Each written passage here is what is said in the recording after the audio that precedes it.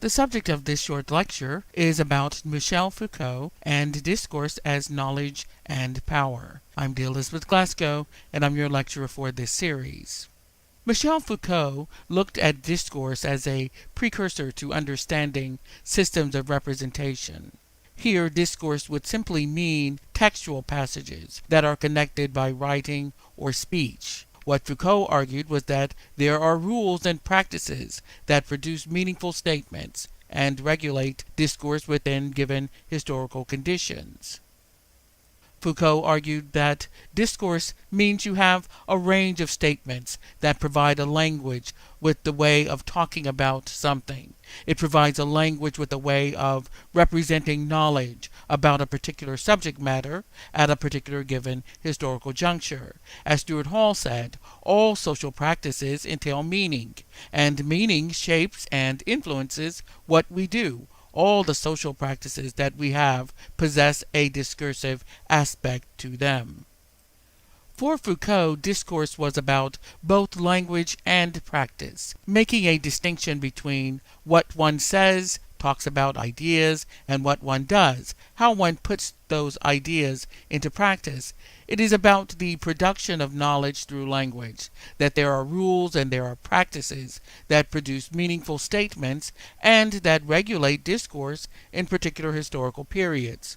These statements are not singular. They range across a number of statements which provide language with a way of talking about something, a way of representing knowledge about a particular topic at a particular historical moment. Discourse constructs the topic. It defines and produces the objects of our knowledge. That is to say, discourse governs the way we talk about knowledge, how we rationalize about it. It influences the way ideas are put into practice, and how these ideas regulate our conduct and the conduct of others. Now, just as a discourse rules in a certain way of talking about something, in defining an idea in an acceptable and intelligent way, how we speak and write about it, so too does a discourse rule out other ways of talking about something, and how we conduct ourselves accordingly in relation to particular subject matters and constructing knowledge about those subjects.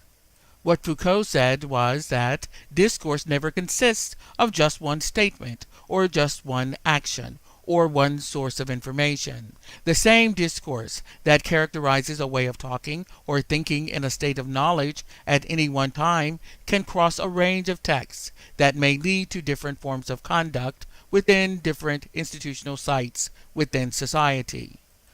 But whenever these discourses come together and they refer to the same topic, they possess the same style, they support the same strategy, they then become what Foucault thought of as discursive formations. With discursive formations, institutionalization of a particular way of thinking and acting about a particular topic comes about. Now, this will often be in support of particular political ideologies or institutional ways of thinking about things. So meaning and meaningful practice is constructed through discourse. Like Saussure and Barthes, Foucault was a constructionist, but unlike them, he was more concerned with the production of knowledge and meaning and language, but also through discourse. The idea that discourse produces objects of knowledge and that nothing exists outside discourse was really central to Foucault's thinking process. This is not to say that there is no real particular existence to an object, like a tree or a book or a ball. They do exist physically in the world. You can see them and you can touch them. But what Foucault argued, and what Stuart Hall and others came to see as well, was that these objects have no real meaning outside of discourse, outside the way one talks about them and acts upon these ideas. The cultural theorists Ernesto Laclau and Chantal Mouffe wrote in 1979, quote, "Turning to the term discourse itself, we use it to emphasize the fact that every social configuration is meaningful. If I kick a spherical object in the street, or if I kick a ball in a football match, the physical fact is the same, but its meaning is different. The object is a football only to the extent that it establishes a system of relations with other objects, and these relations are not given by the mere referential materiality of the objects, but are rather socially constructed. This systematic set of relations is what we call discourse. Distinguishing themselves from their opposite, the project of behaviorism or empiricism, Laclau and Mouffe objected that the science of behaviorism examined the existence of objects independent of their discursive articulation, that analyzing objects devoid of the socially constructed rules of their engagement deprives the objects of real meaning. We'll talk about this more in another video on empiricism. So the concept of discourse is not about whether something exists. Again, it does exist. You can see it and you can touch it. What it's about is what meaning and action is attached to that object. That is to say, physical objects, though they exist, have no fixed meaning. They only take on meaning and become institutionalized objects through the language attached to them and the social practices that accompany those ideas. With discourse, both language and practice, how we talk about something and what we do about that talk. Now let's look at a couple of examples. The first is, if we talk about building, for instance, a wall to keep immigrants out, you have the distinction made between the linguistic parts, the actual rhetoric surrounding building the wall, what it represents, and campaigning for funds, for materials and manpower.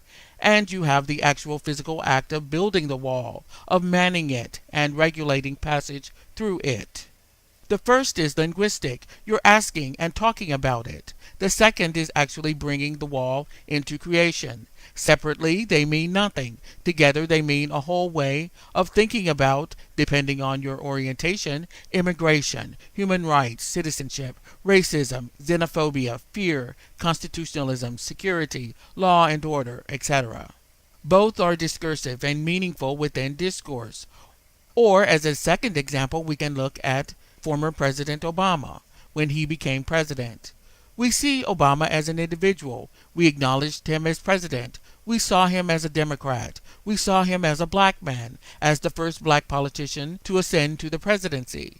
But these and other attributes only become meaningful within the socially constructed terrain of the rules of political engagement, of historical context of race in the United States of America, of black political agency, of white privilege and domination, of presidential precedents, secession, power, agency and power, party politics, partisanship, political polarization, etc.